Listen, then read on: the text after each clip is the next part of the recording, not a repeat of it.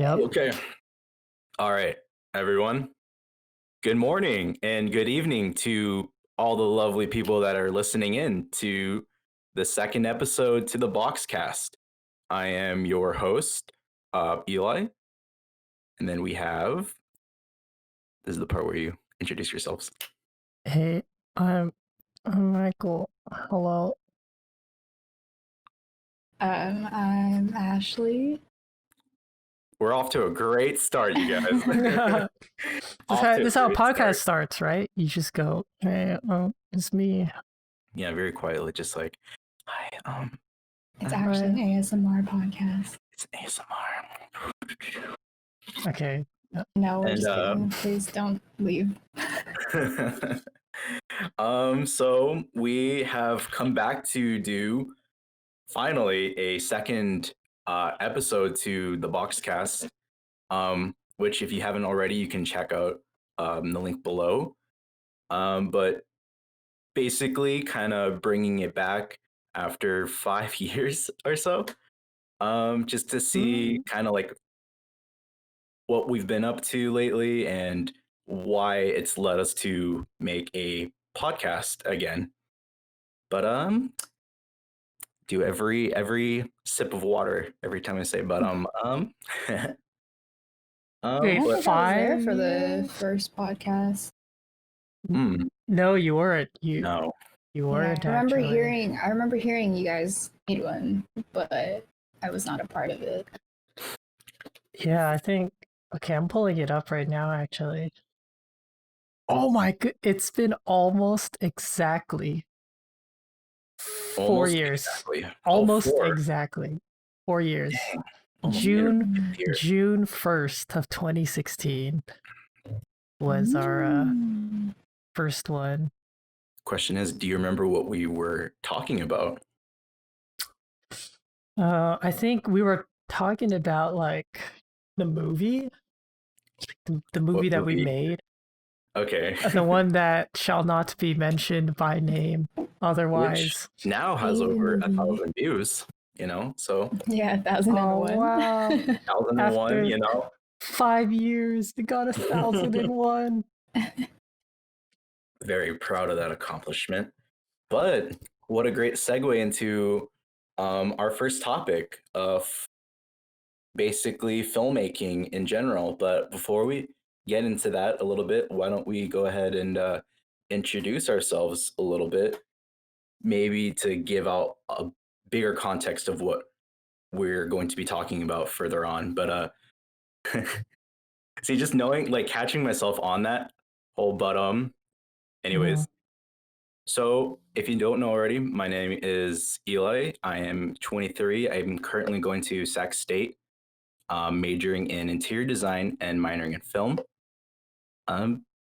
Basically, why I'm into filmmaking so much is because in high school, senior year, particularly, me and our co-host Michael and Jonathan, we all kind of had to make a senior project for our English class, and it was kind of a pass or fail situation. I believe I didn't really know what to do. I think I was just gonna design like a diagram of like a building I was gonna construct. I'm pretty sure I wouldn't have gone far if I had just done that, but Michael and John just came up to me or texted me one day and said, Our friend John. Yeah, if you don't know already, John, what was his character's name in the unboxing? Cam. Cam. Is it Cam? Good old Cam, the main protagonist. They both asked me to be part of a short film that to basically help produce, and it's through that a lot of like studying and research on filmmaking and the art of it. I kind of gravitated towards that, and it kind of became we kind of gained a little popularity at school because of it. I feel like that did happen. Like people know the movie that shall not be named and us associated with it. Wait. Okay. You said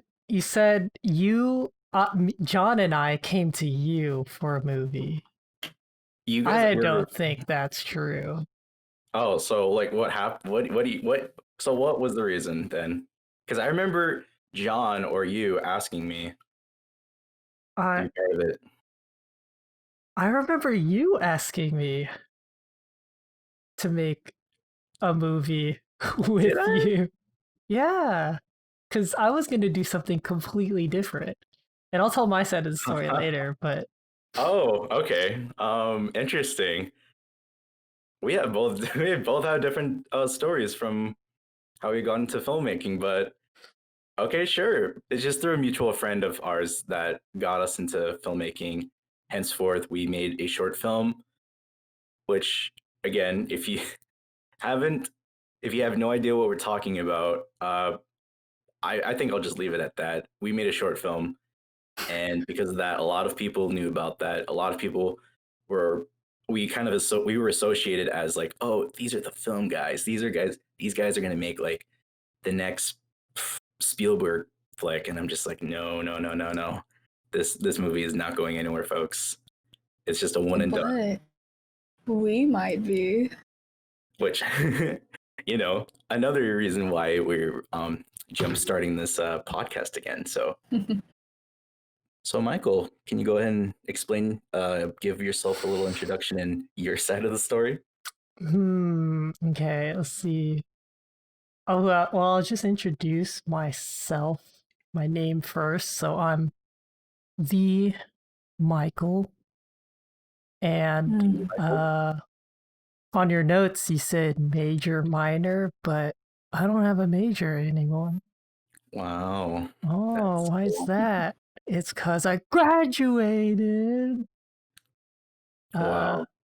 so I Yeah. have a degree Oh, cool. in computer engineering, totally unrelated to film, also. Um, and why do I love film? Well, it's just a very unique kind of art, just like other kinds of art, like drawing and music. Film is one of those kinds of arts that I just kind of developed an interest to it, just like watching movies, watching short films on YouTube and stuff. It's just very intriguing. So it's something that like I really wanted to like dive in because there's just so much to explore about film. Like I studied computer engineering, that's technology. There's a whole technology of film. So that's kind of what drew me into my love of film. Just how all of these elements end up making what film is. And also, I also really liked storytelling. Hmm. There's just something about storytelling that's just really cool. People who can tell stories, it's just really cool to me. Best And people. yeah, exactly. So I'm inspired to tell stories in the future. And I'll let Ash introduce herself, and then we'll start talking about my side of Okay. that story because I feel like it'll probably end up being a larger topic. Okay. I'm just very curious. Like, we have a very different version, a different perspective on why we got roped into making a short film in high school. But go ahead. Go ahead. Um, Okay. um, I'm Ashley.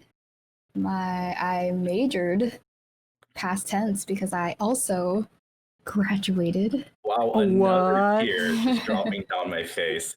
Wow. Continue. So I majored in psychology, which also has really nothing directly related to film. I do think there's a lot of. I think you can apply psychology to almost anything regarding like humans because that's what it is. But so why I love film? Well, I feel like I've been making like videos and stuff since I was a wee lad. growing up, just like YouTube getting super popular and watching all those videos and kind of like the skits, you know.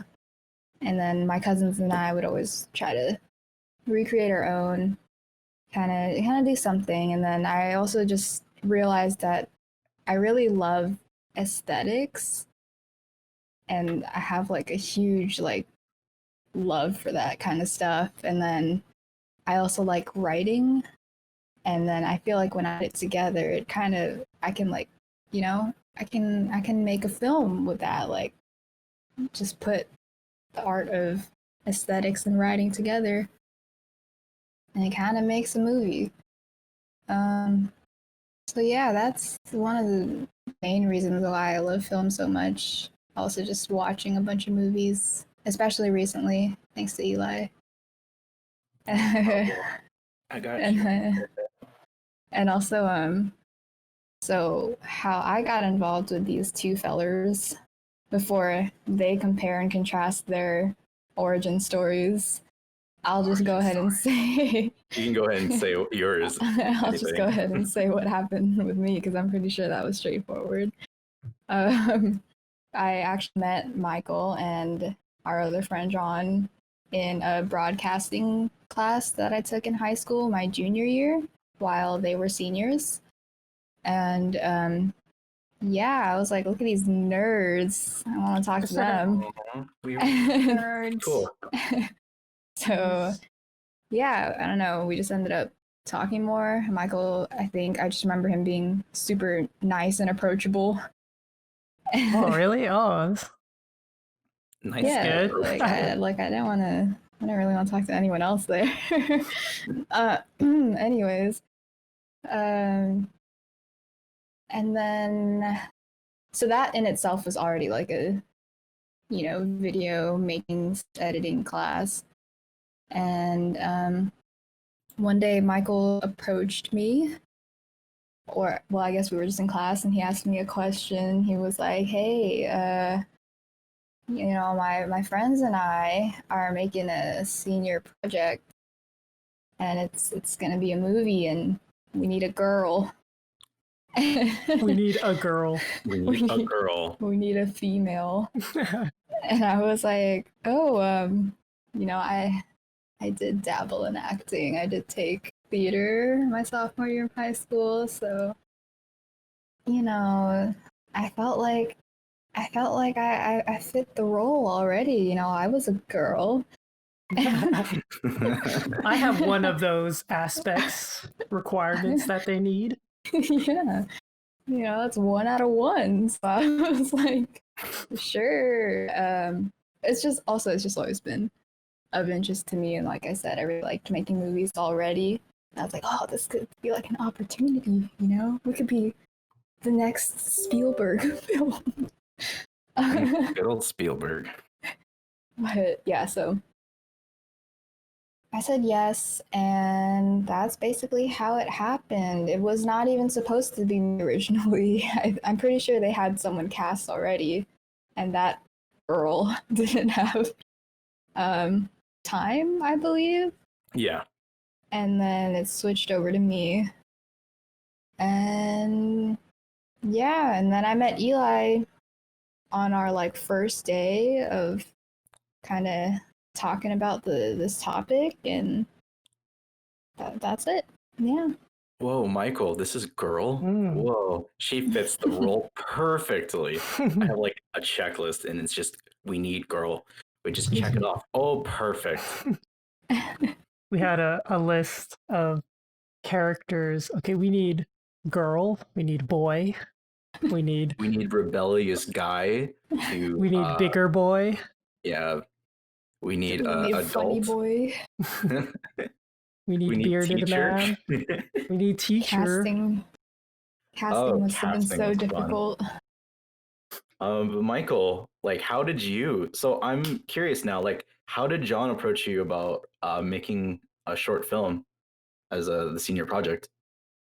Because Okay. mine was a very like out of nowhere, just one day after school, asking me like, "Hey, did you have any ideas of what to do for your senior project?" I told him I'm gonna maybe model a building. And he told me, hey, why don't you and me and Michael, like, we all together come together, just make a short film and release it. He It'll be said, a lot of dang, that fun. idea is trash. Don't make a building. Yeah, Make a exactly. movie. I mean, Build. could have just told me right to my face, don't do a stupid building. Don't do what you're aspiring to do as your major.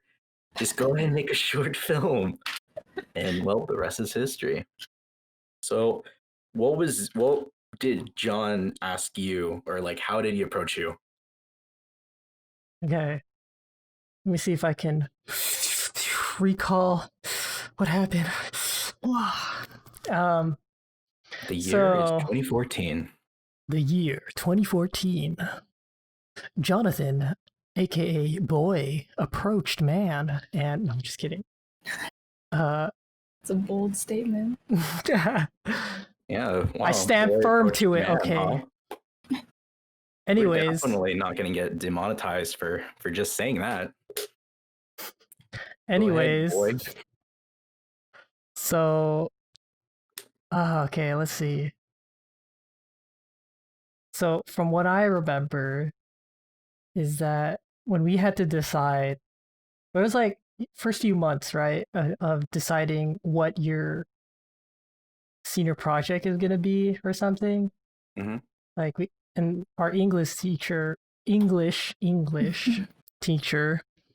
said, "Okay, you guys got 1 week to figure out what you're gonna be doing. You gotta write it up and then send it to her." And I think it was like exactly a week before we had to turn in what That's we're gonna be right. doing. Because at that point, I still didn't really know what I wanted to do. It was more of, I've been building computers. I'll just make a custom computer case because that's something that I can probably do. Which I probably would have if I didn't make a movie. But then Oh, where it could have been, if we had to make that dang movie. it, it if we didn't make that dang piece of anyways. Um so okay, this is the part where I'm a little blurred, but somehow it was either you or Jonathan that approached me and like asked me like, what are you doing for your senior project?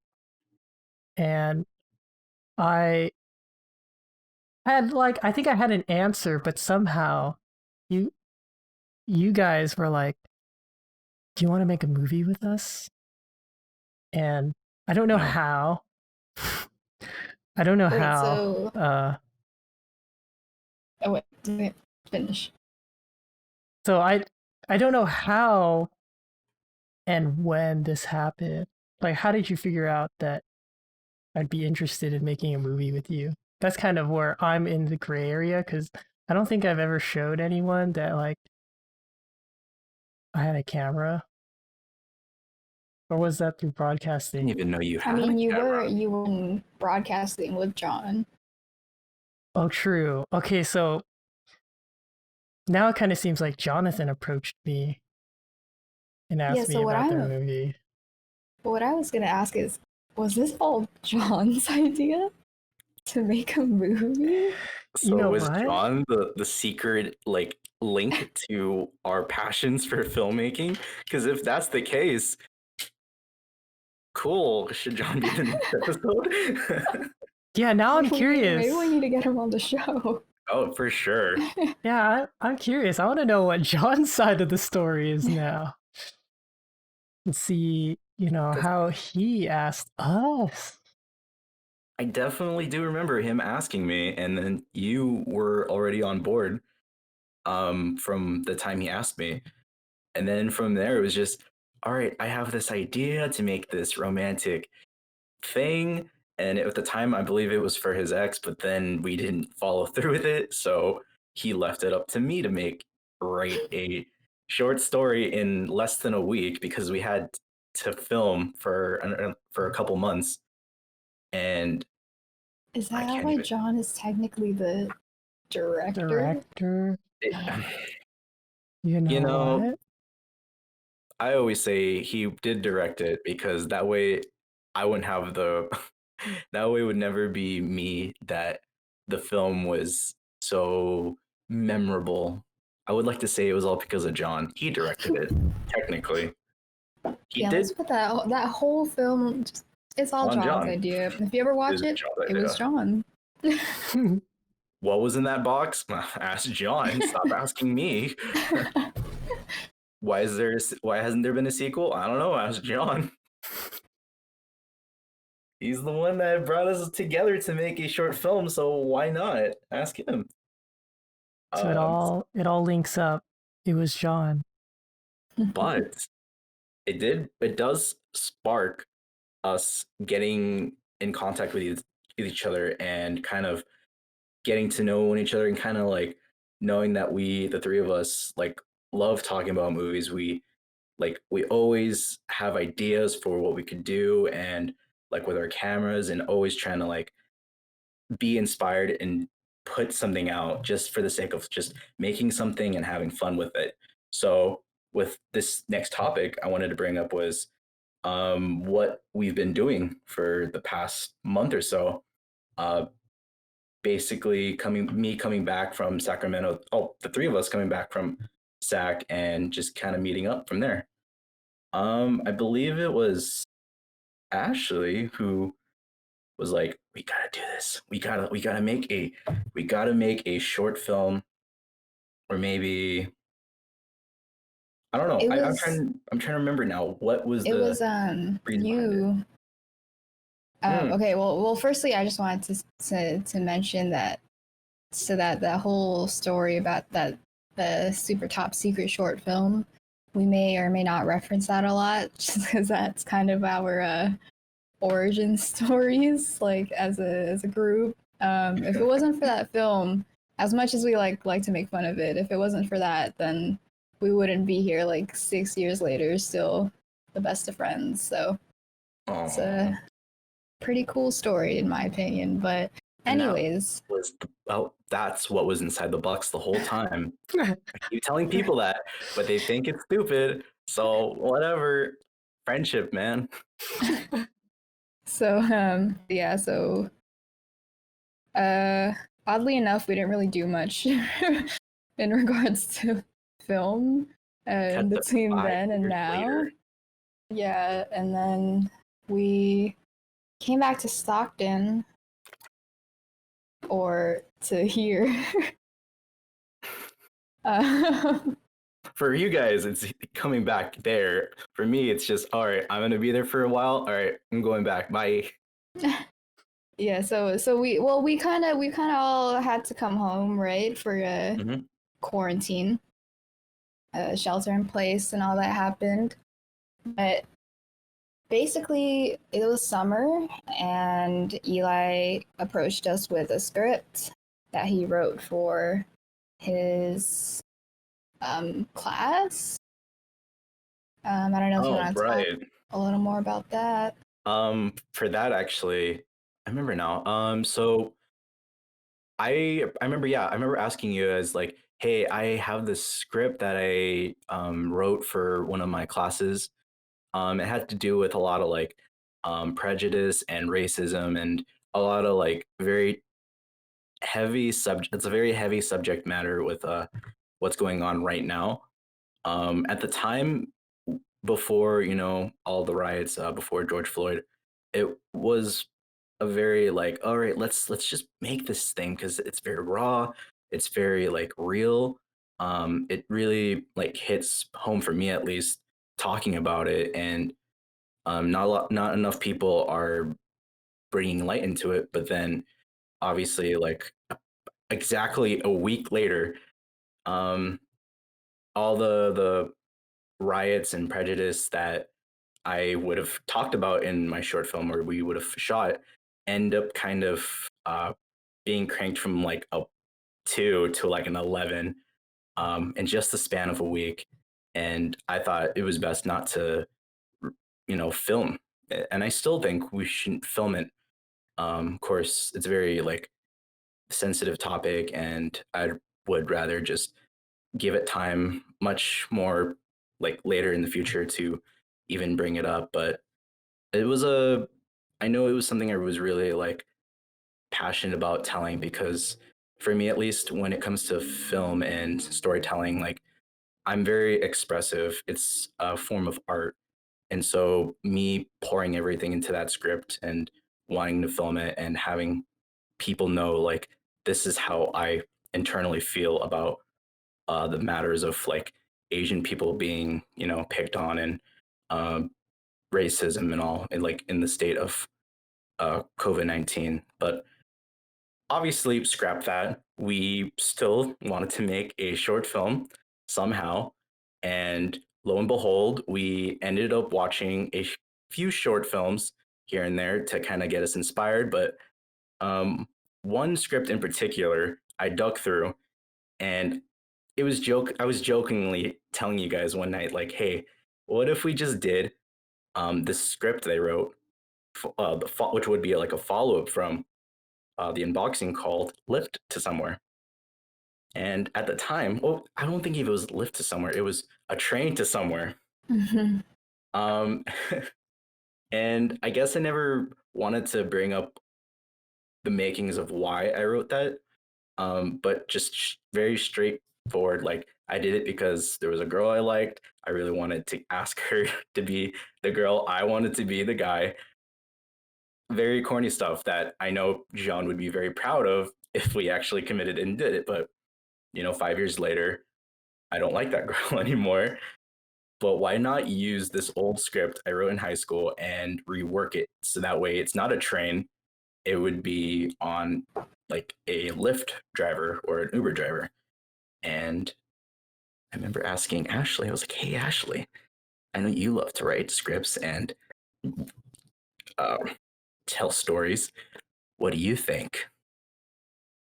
Yeah, so basically, when Eli was mentioning the script, I remember reading through it, and I was like, this is this actually could be usable content.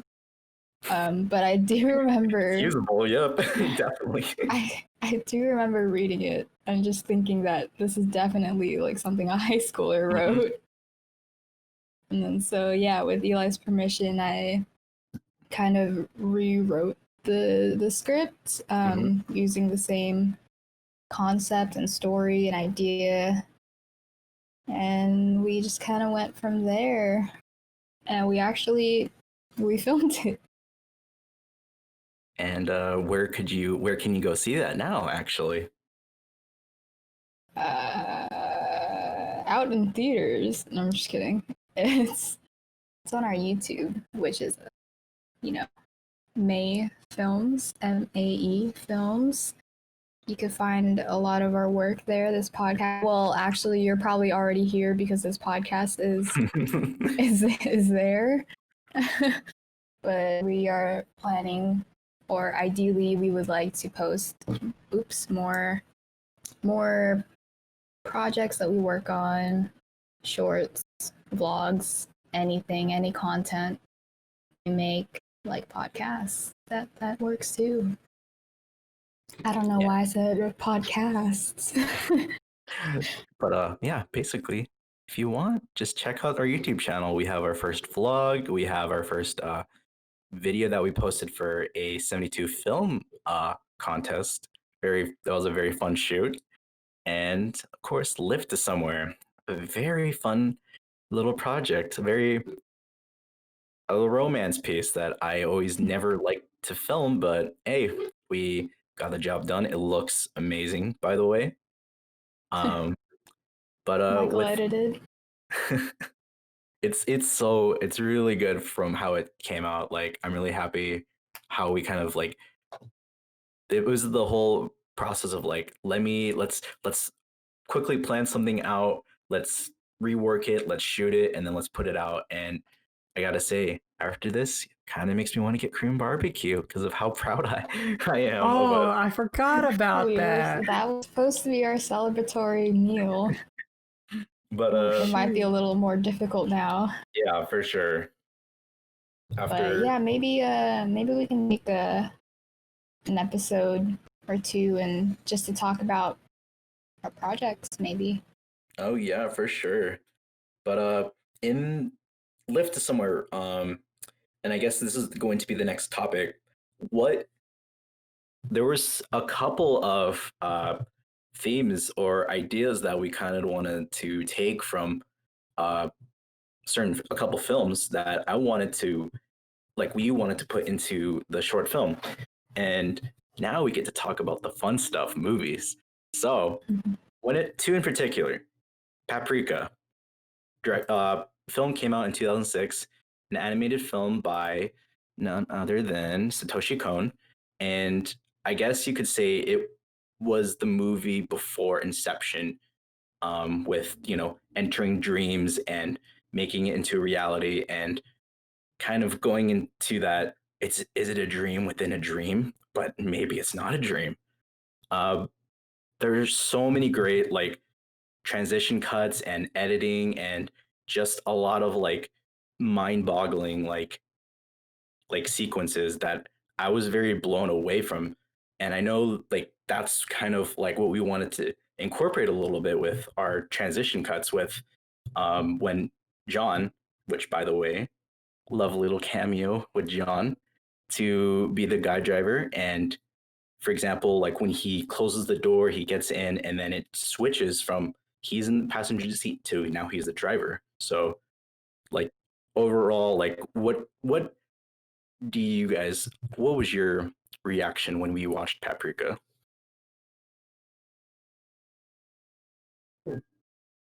Well, Paprika was one of those Satoshi Kon movies where I kind of knew about it, but it was like under the radar for me. So for the most part, I ignored this movie for the longest time.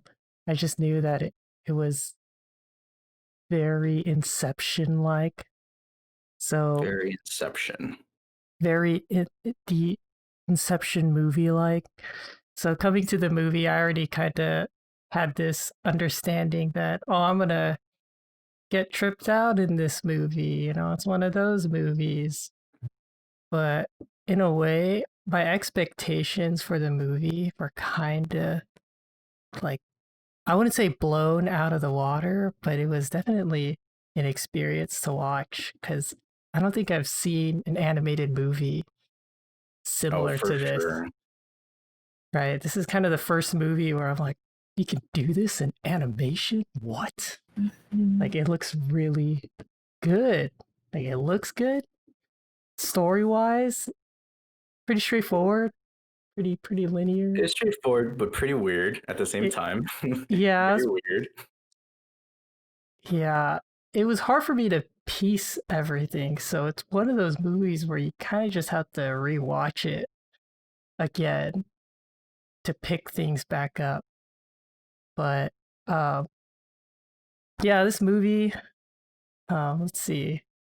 I guess I'll just say something about like the animation because I'm really into uh Studio Madhouse, and they're the animators who did this wonderful movie. Freaking love Madhouse, and just seeing them, make this kind of movie in 2006, like it was just so well animated. Everything looks so pretty for a 2006 movie.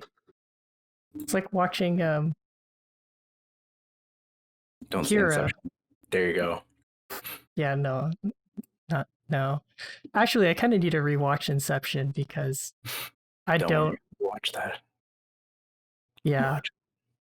I kind of forgot everything because same with Paprika. That's why I need to rewatch it.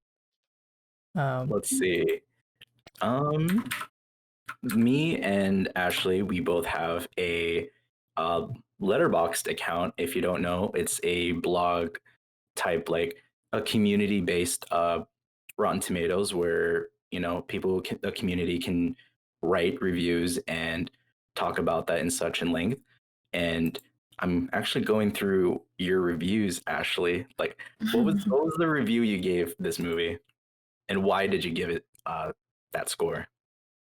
I actually don't quite remember. Oh, I got Let me it. pull it up. It's a 4 out of 5. My brain hurts, and I don't know if my brain will ever be big enough to fully wrap itself around this movie. However, the animation was incredible, and I admire this movie that can boggle my mind like this. One Like by Elijah Cantugan. Yeah, so yeah, that's pretty much what it was. I watched it and I definitely got lost. Like I definitely stopped knowing what was happening multiple times throughout the movie. And that's not like to say that it's a bad movie. It's just so like mind-boggling, and it's just I feel like it's too smart. It's too big brain Very self-aware. that's why I was lost. So it was my fault and not the movie's fault, you know, instead of the other way around. Um, but yeah, definitely the animation really stood out to me. I was actually not expecting anything going into this movie because I'd never heard of it, and I think one night Eli just decided to pull it up, and yeah, I had never heard about this, so no expectations.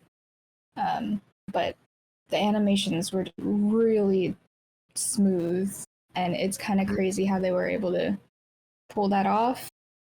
But at the same time, it's also like it's animation, so I feel like anything's possible. But I do admire the hard work that they went through, and it kind of made me want to see if we could pull something similar off in a not animated video and in our short film. Which, by the way, when pulled off, like when you pull it off, it does look really nice. Like the transition cuts alone when you and like your character and John's character, like when you guys are fighting in one scene and you guys are just arguing in the hallway, and then it just match cuts to you guys just hugging instead now, and it just like does a zoom out of the whole like date scene, and I was just to me that alone is why I was so happy with the results of it like when it came out. And like we have to like challenge ourselves to like think of like how did these like directors pull off these small things, like for us to pull off something that was from an anime movie into ours, like that was incredible. Like that is something that I think a lot of directors who want to challenge themselves and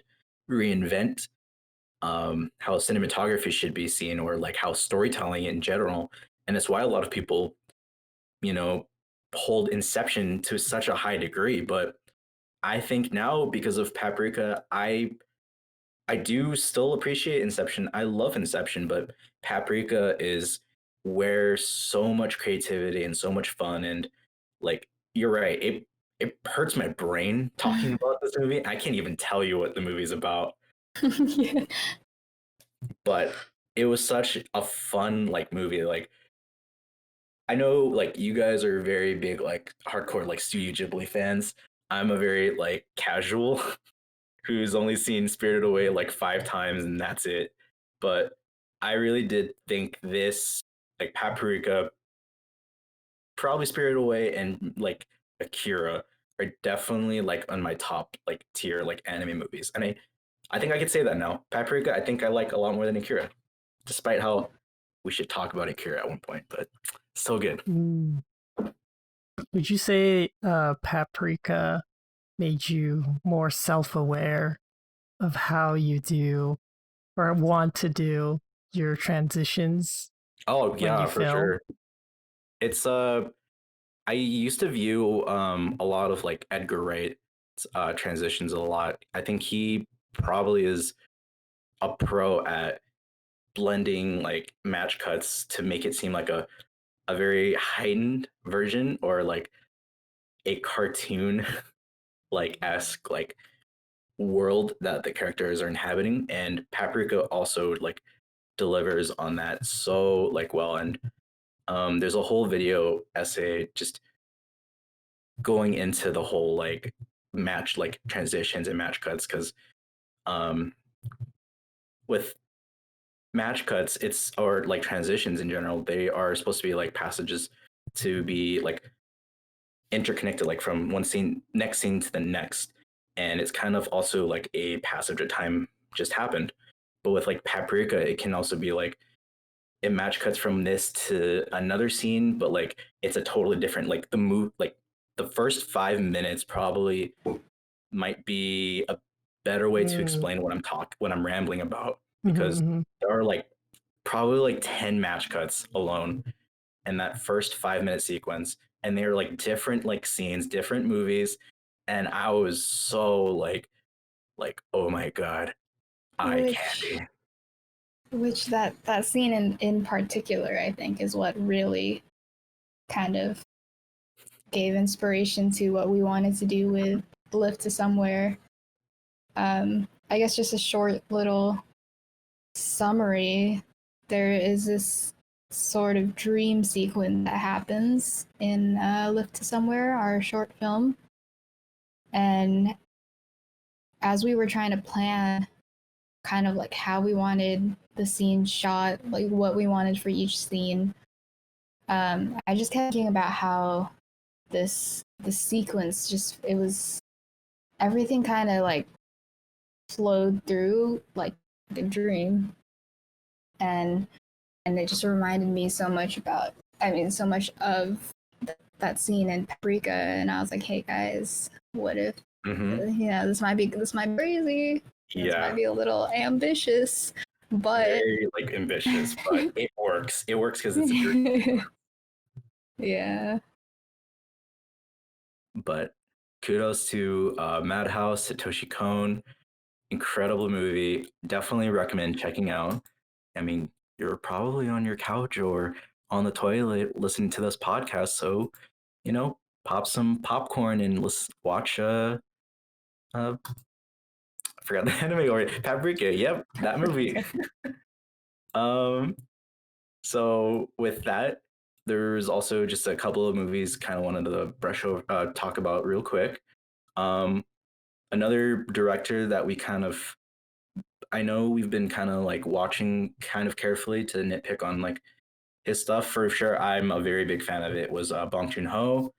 Um, I think with the most recent movie that came out, probably a lot of people have seen it. Parasite.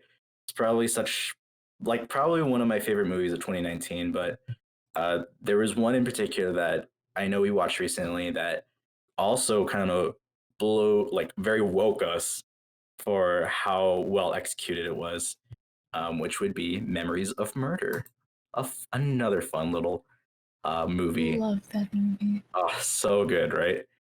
Uh, I oh, just just saying the words out, like the title alone. I'm already kind of like thinking about my favorite scenes. The guy just drop kicking everyone and every moment that he's in, and then he has to get. I was about to spoil it, what happens, but oh, dude. No spoilers. Oh, okay.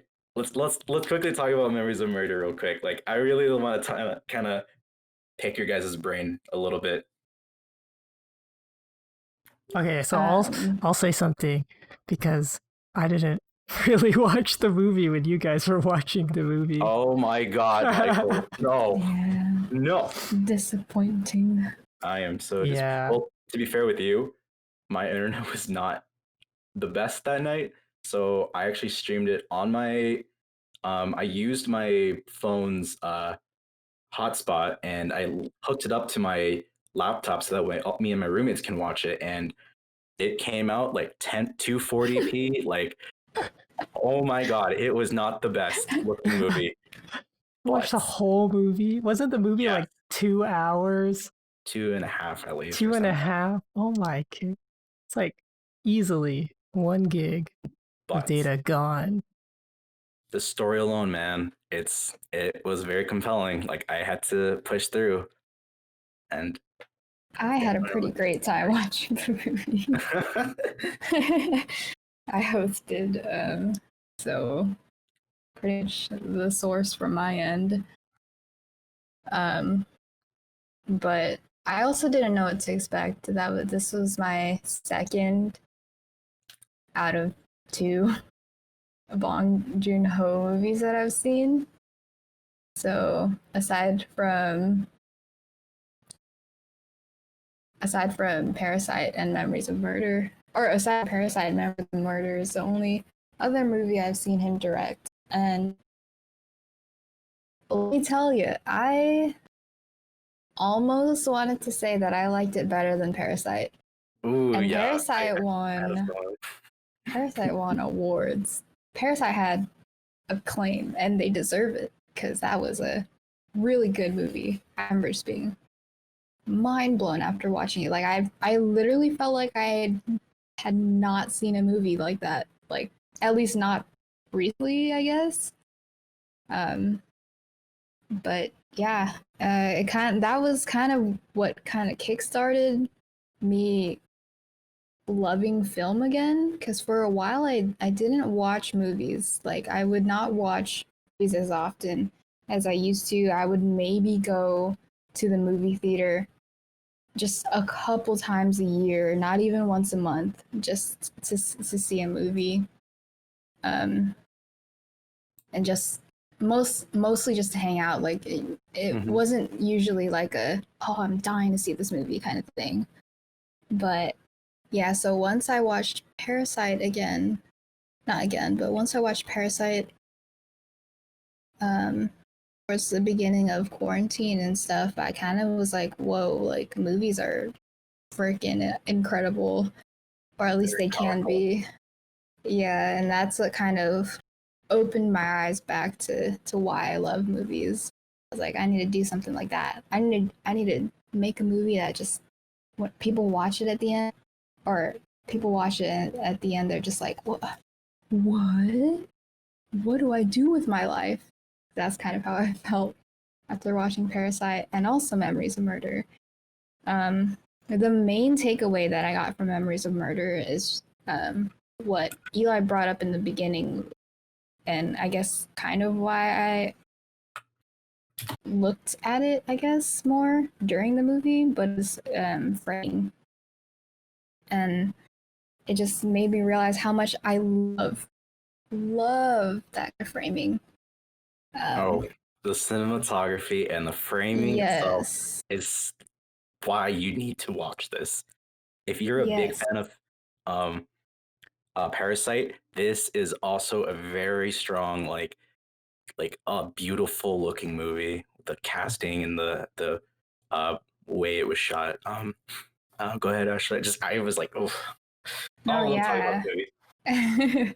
Yeah, I mean, I kind of didn't know that there was like a term or kind of like a thing for this type of framing, but oh, I already forgot what he called it in the YouTube video, but it's basically where the frame kind of encompasses the whole cast almost that is like in the scene, Oh yeah. rather than just like a cut of a close up of one cast member and then the next character and then the next character. Like it's just one big frame. Everyone's in it, and the story and the actors are just going. You know, like there's no cuts. They're going. They're flowing.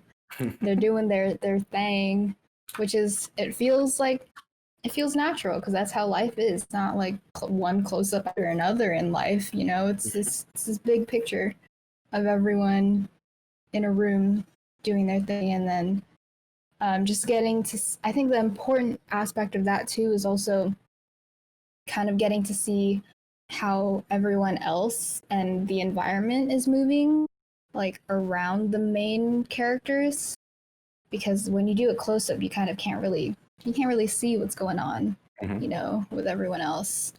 And so I think the important part of that kind of framing is just being able to see the whole picture and kind of just getting to see how the environment and the characters interact with each other aside from just talking to each other, you know? It's very I would say it's very real. Like Bong Joon-ho wants the actors to be part of the world that be is like in the frame itself, you know. Um, for example, what was his name? I love this guy so much. Sang Ho, Song Kang Ho. He would always be framed on the left side with his buddy, the drop kicker dude, and he would try to convince the police chief like his side of the argument. But there's the opposing guy from Seoul who is off. You know, he's doing his own research. He's looking at the investigation. He's off on the distance, but you could see what he's doing, or he's interacting with the environment or something like that. And then we are back in his frame and his perspective, like him trying to convince the police chief, like, no, this is what I see. Like that what he says is wrong. I think I'm right. So that's this. It's a great way to tell the story alone. Like you could see that everyone isn't just, you know, they're not background extras at all. Like everyone has a purpose to doing something and it's Mhm. all integral. It's very natural to me. And it's why I could honestly watch like another 30 minutes of this movie because it was so engaging from beginning to end.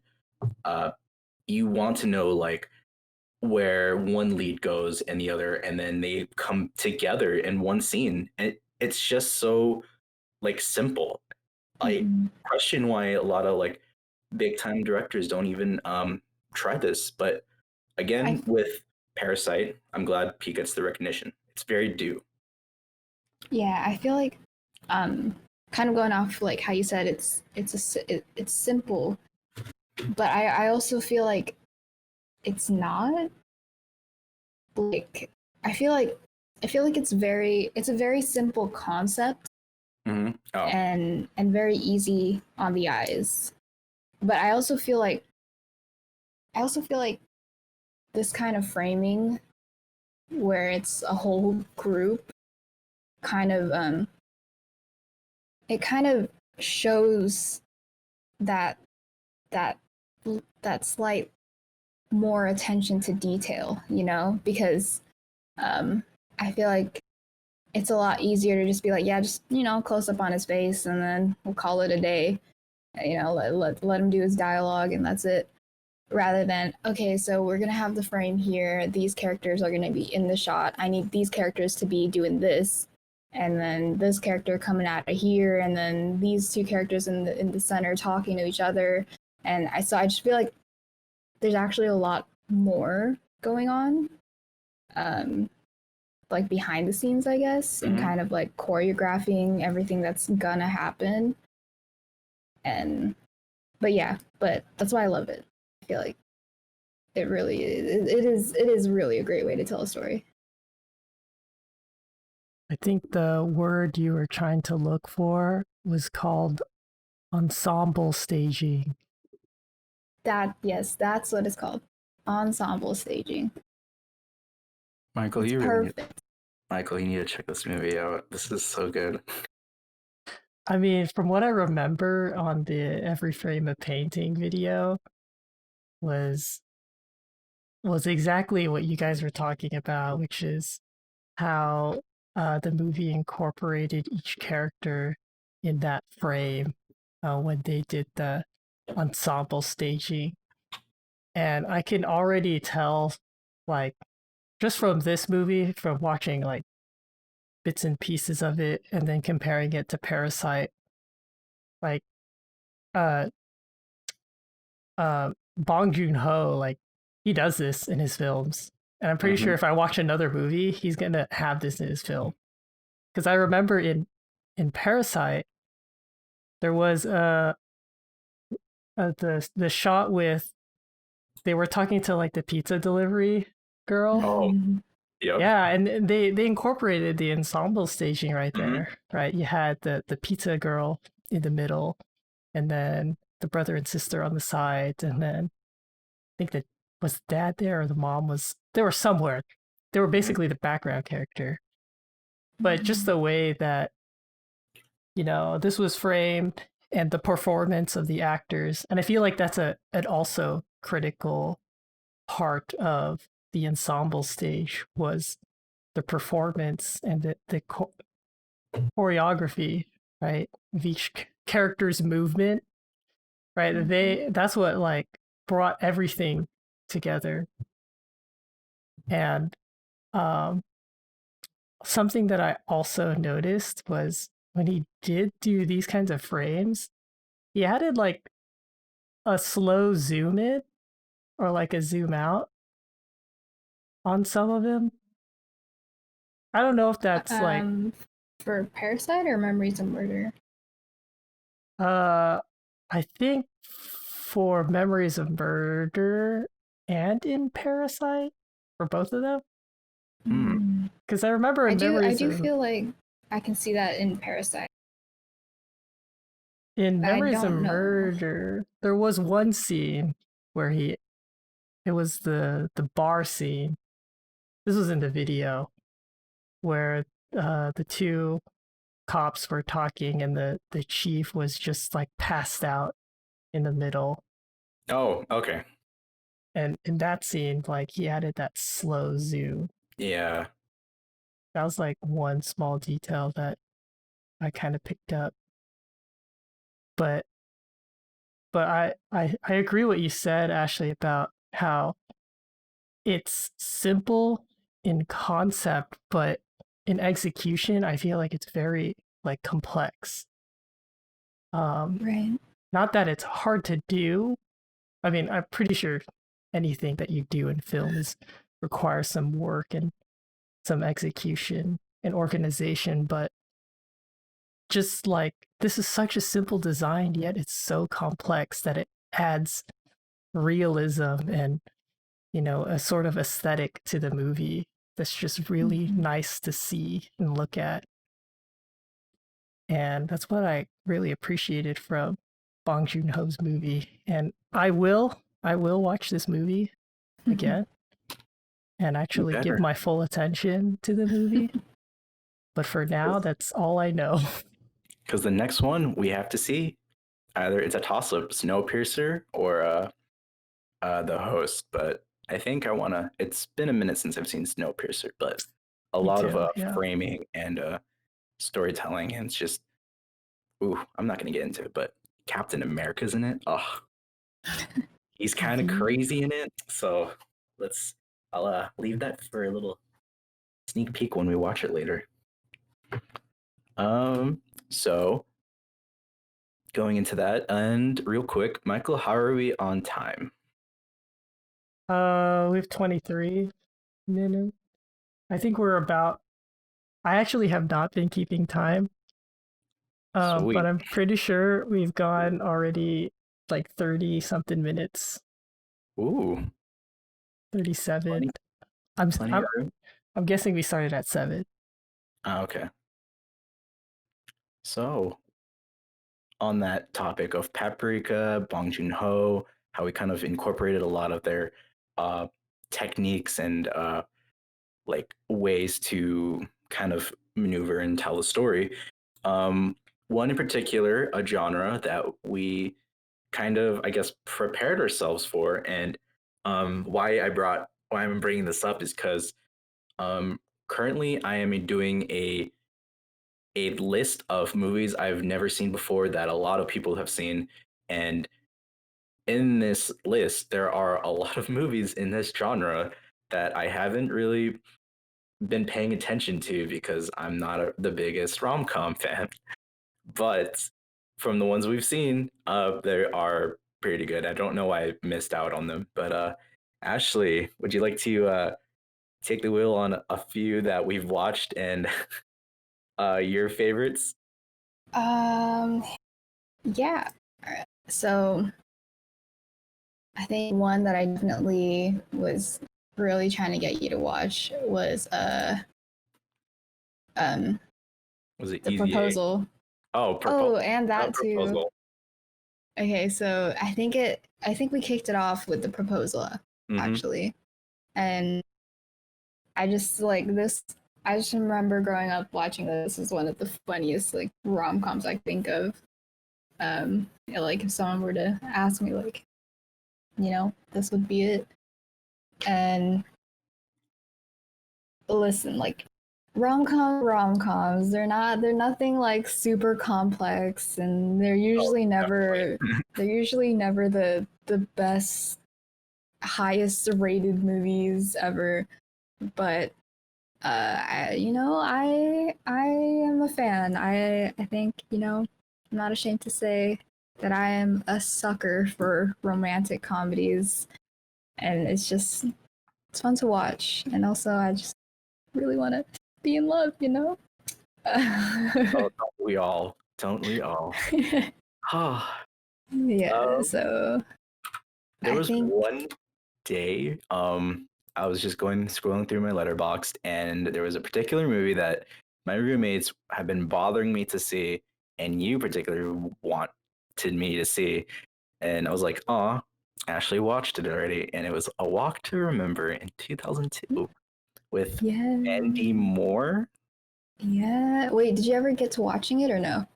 I will probably tonight Okay, if you after I get through my Twilight thing, which by the way, I think in terms of like how I'm gonna do a video essay, I will tear that series apart. So, stay tuned for that.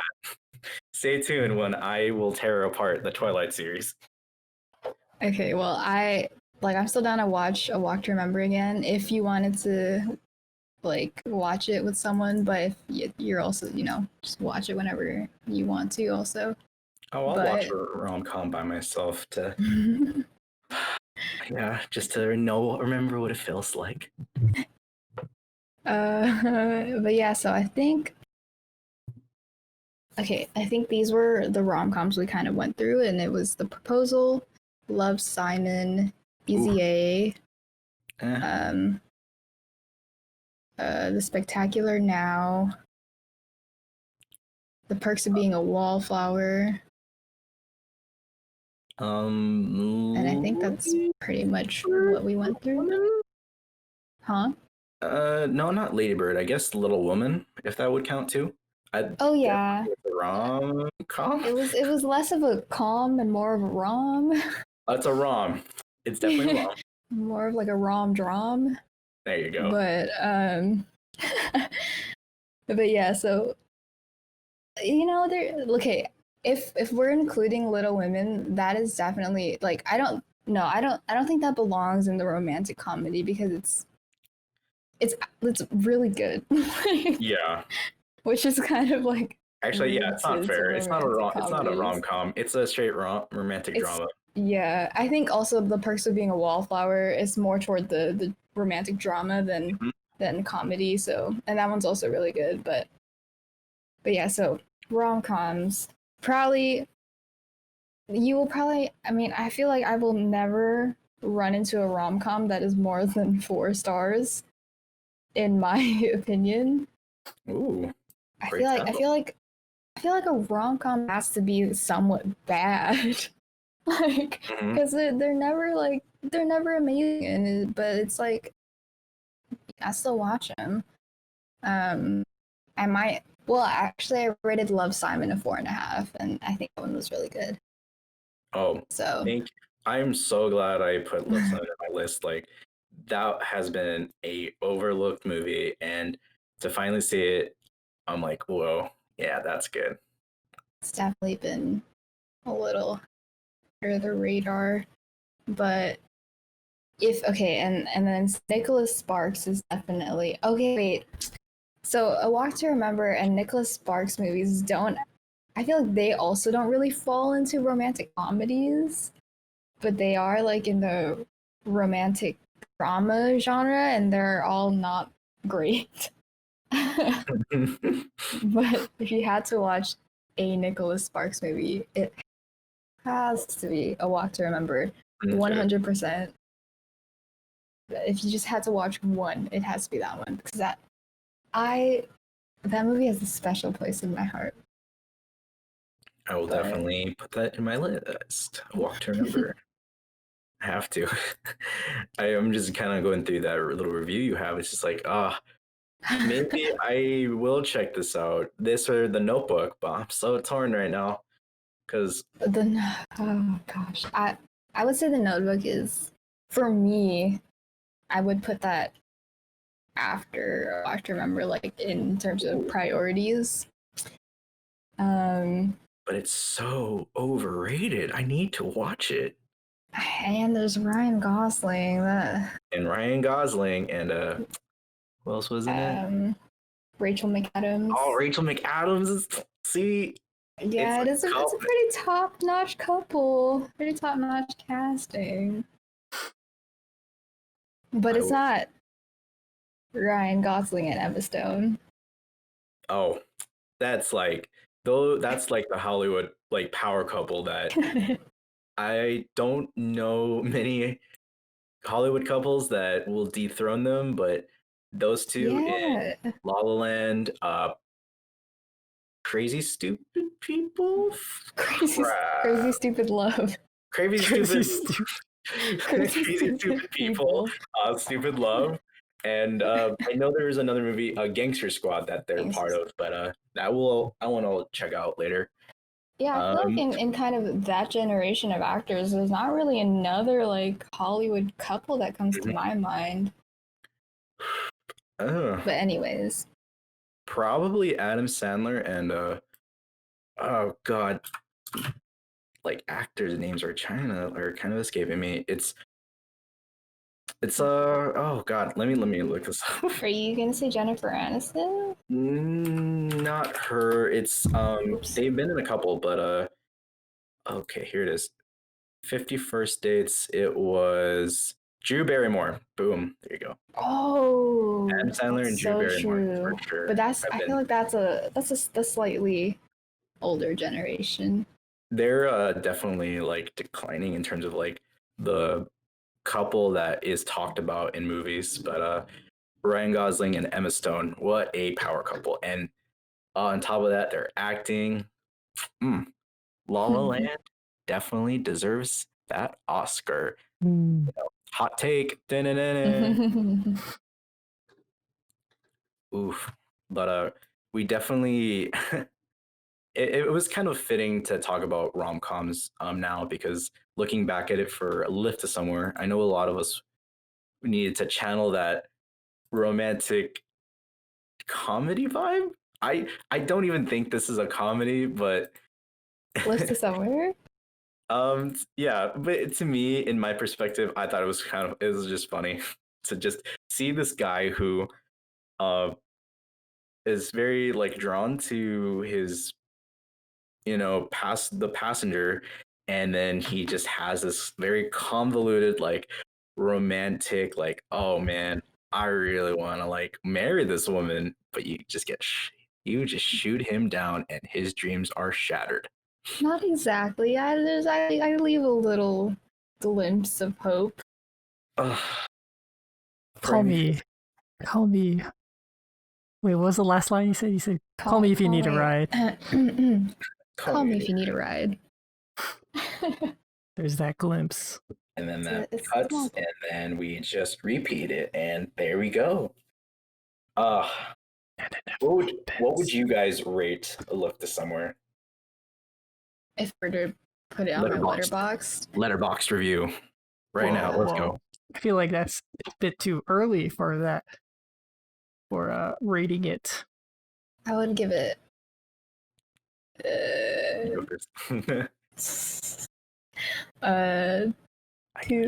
two and a half. 2.5? That's fair. 2.5 out of 5. It's not a 0. We did something. I give it a 1 plus 1. Give it a 2. You give it 11? Oh, 2. Oh my god. 1 plus 1 equals 2. Quick maths. Big brain. Oh my gosh, we have to do like a sci-fi thriller at some point, or maybe we haven't. I feel like another director we've kind of been looking at is Ari Aster. Oh, Ari Aster, yeah. Ooh, ready to handle the horror genre, guys? Because after watching two, the only two movies he has, I gotta say, I Didn't you do watch Lighthouse? Lighthouse. The Lighthouse? Wait, isn't that one of his movies? Oh no, that's a different guy. Oh. Oof. Just to quickly name drop him. Uh, since I'm kind of talking about Twilight and Rob Pattinson. Rob Pattinson in The Lighthouse. Robert Eggers uh, is the best performance of his like career because he goes full crazy in this movie. Him and William Dafoe, they both go full on crazy, and the commitment they go for, and like the sheer like, wow, they're really kind of brutally punishing themselves in this movie, but I Ew, it's not even a horror movie. I would say it's just a fun thriller, if that gives you guys some context. Because I think that title, the description alone, two lighthouse keepers try to maintain their sanity while living on a remote, mysterious island in the 1890s. There's not much to go off on, but it's a trip, man. If with movies we've seen from Ari Aster, Midsummer, and what was it? Hereditary. Hereditary. Oh, another great movie. Like this is definitely in that same category. I feel like we could spend a whole episode talking about horror movies.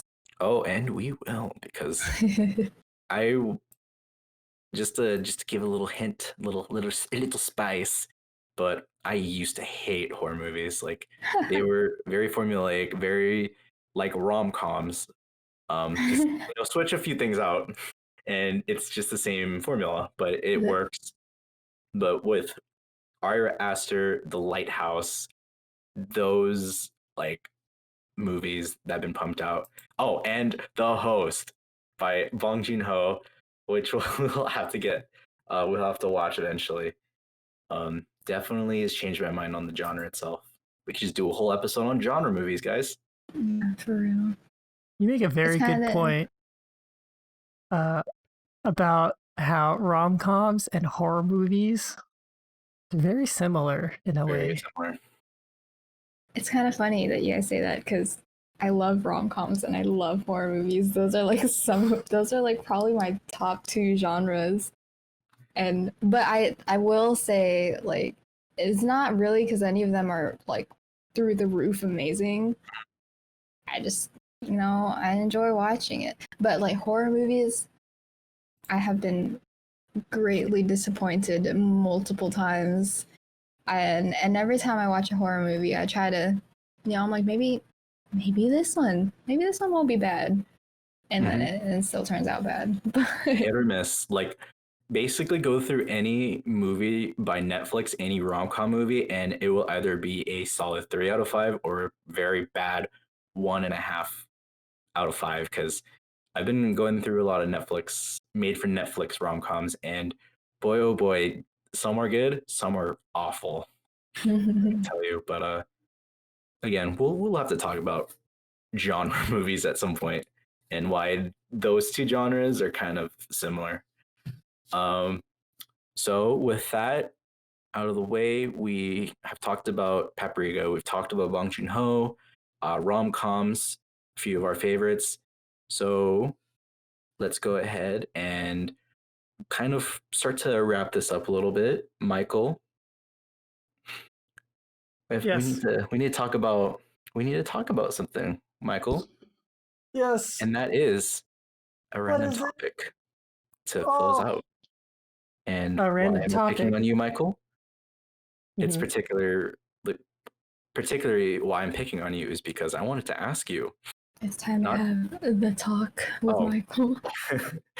Welcome closing. to the talk with Michael. That will be the closing part segment of the episode. So Michael, the what was it? What did we say? The closing topic with Michael. So your closing topic, Michael, and it's not about movies. It's about life. How was it this weekend, past weekend, going to the same place as our great Trump coon? In where was it? Mount Rushmore. Mount Rushmore with the faces. So, would you like to tell us how was your weekend? Well, you see, let me correct you real quick. It wasn't a weekend. It was a whole week, but I was only in Mount Rushmore for a day. But yeah, I was there the day after Trump was there to do a speech of some sort. And it was pretty packed. Did it smell like spray tan? It smelled like America, Oh, which is boy. the smell of spray tan. Spray tan and freedom. Mhm. Great. And then you just hear a bald eagle like crowing in the background. Just like flying across the sky. Oh, I did see a bald eagle there. Oh my gosh. God. Bingo right there. Was. Just screams America. America. Yeah. I was admiring all the state flags that were there. And then I was like, wow, God bless America. And then the bald eagle just came and went and then flew over all the. And it was carrying an American flag on its Yep. feet. And it was saluting while it was flying too. I have to say, Michael, with you going to Mount Rushmore, would this be on the top like list of like tourist destinations that every person in America has to go see? Is Mount Rushmore worth the hype? Yeah, because I've never truly been interested in seeing it. Yeah, why do I want to go see some faces? I could see that on my wallet. I can pull out a dollar bill and say, hey, look, George Washington. Why do I need to drive all the way out to Mount Rushmore? Tell me, Just Michael. to see a big rock carved with old people carved in it. All right, let me give you my opinion. So I also was not as interested to go see Mount Rushmore until I saw it, and I was still not as interested when I saw it. But here's the thing. So Mount Rushmore is pretty impressive. I mean, it's a sculpture on the side of a mountain, right? Yes. But there's just four heads. So I think the trip would be a lot more interesting if you saw Mount Rushmore and then you drove like 20 miles out and went to go see Crazy Horse. And I don't know if you guys know about Crazy Horse, but Crazy Horse is also another mountain carving. You watch your mouth, Michael. I am not a crazy horse. Yeah, I didn't say that. Anyways, Crazy Horse is a full-on sculpture, or it's going to be a full-on sculpture of a Native American. Not even complete yet. It's not complete, and because there's some reasons, and I don't want to get too much into it because it gets pretty it's a really interesting story. But in short, basically one of the assistants who helped make Mount Rushmore made or started the work on Crazy Horse, which is a memorial to the Indians of America, because history of Indians in America, it's pretty violent. It definitely sounds more worth than like the four old men who colonized America. Yeah, again, I mean, just open our wallets. Another thing that's just way more impressive about Crazy Horse is that it's not just like a monument. It's a ongoing work.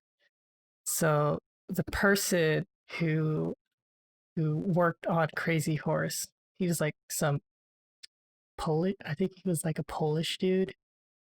I can't pronounce his name, but it's like Kirchhoff or something. And basically his work was passed down to his family and his family is continuing that work in memorial of the Indians. And basically, all of their money, all of their work are donations from people who want to support this project. And it was not government funded.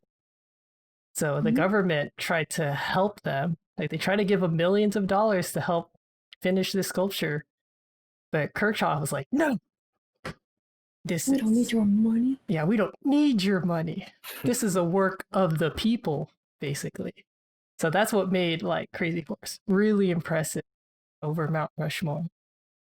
And I mean, I can't deny that Mount Rushmore is pretty amazing to look at, but Crazy Horse, on the other hand, dang, when it's finished, it's gonna be like it's crazy.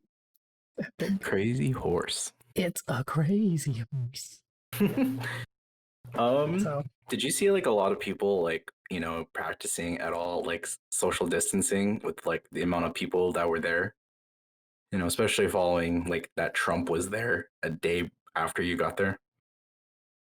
for the most part, yeah, they were wearing masks.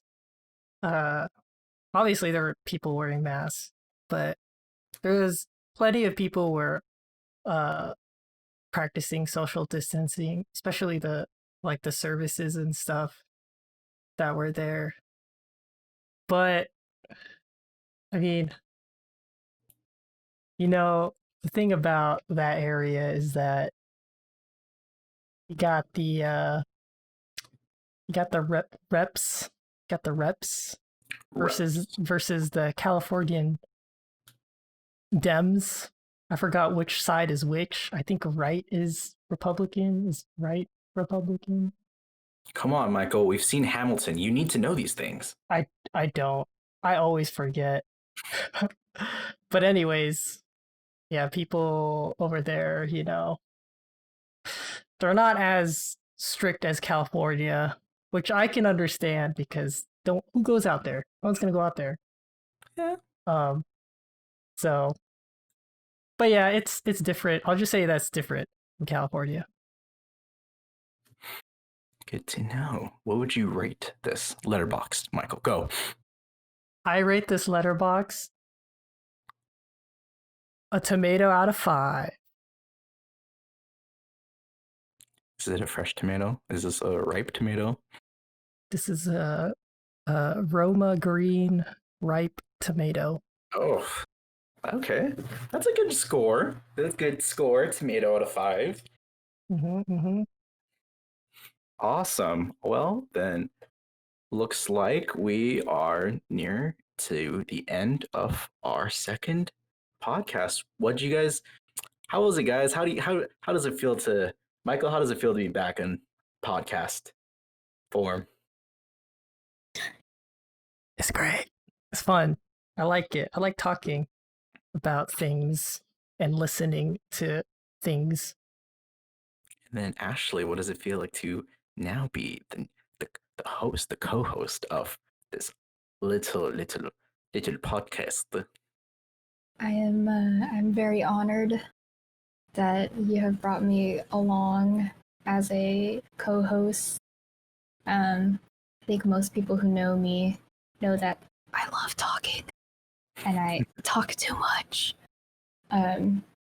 So I feel like this is a great form for me to be in a podcast.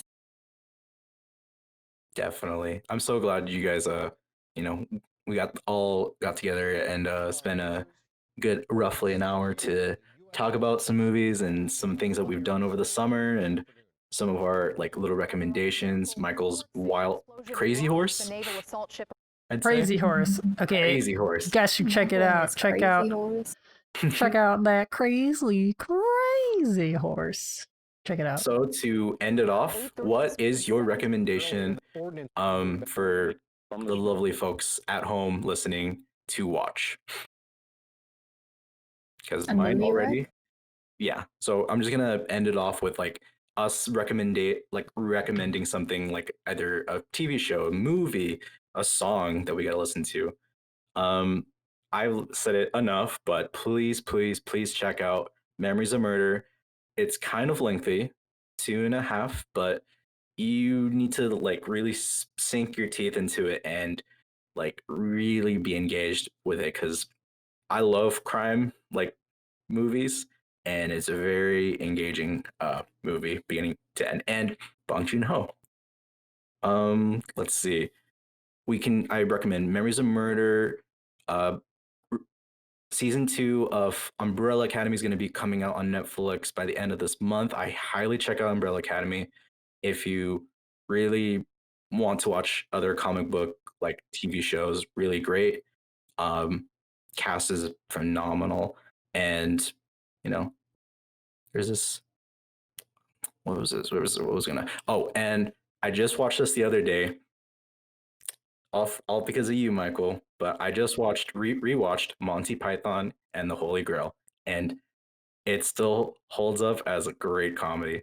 Like especially when you turn into a drinking game, it's a good it's a good time. Oh, that sounds fun. I want to know Oh how my that gosh, went. you got to play it. Like just get some seltzers at least, because you're gonna be drinking at least 5 by the end of the night. Or no, I drink 6. It's a great game. Michael, what are your recommendations? Well, the thing I'd actually like to recommend, and I hope one day I get to have a sponsor for this, but I have a book to recommend. Ooh, And I've been listening to a book using audible.com, and we are not sponsored. we're not sponsored. No, stop. But I so when I actually went to go drive all the way to see Mount Rushmore, I downloaded Audible because it was going to be a long drive. And I bought the book uh, Every Tool's a Hammer by Adam Savage. And you should really check this out if you yourself are some sort of creator or artist and just want to know an experience from a person who's lived their life from basically being this imaginative person to being someone who's very successful in what they do as a creator. Like this is a must read. Like it's such a good read. And also it's voiced by or read by Adam Savage. And something about Adam Savage just like makes you really hype when you listen to him talk. Like he's just such a he's a savage man. But that's my recommendation. Ashley, your recommendations? Well, I would just like to recommend a Netflix documentary called 13th. And Eli actually brought this to my attention, but I think it's a really great resource if you're wanting to learn more about America's history and the history of Black lives, why we should care. I think it's a great resource to look at, just one of many. Mm-hmm. So Really good documentary, and a lot of disturbing facts like that you'll just learn about like our like the growth of like America and like the politics and like shady businesses that I was totally in the dark that they brought up, and like, whoa, I'm not going to Walmart anymore. it's definitely a good watch. All right. So with that, um, that ends the podcast, you guys. I know I kind of said that earlier, being redundant, but just had to officiate it, saying it's the end.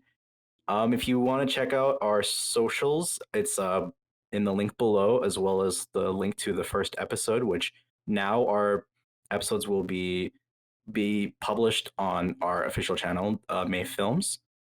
And if you have a suggestion or you want to ask us anything that we should bring up in a future episode, leave a comment. Please like our videos and subscribe if you haven't. And I'll end it off with good night. Good night. Thank you for watching. Good night. Thank you. Good night.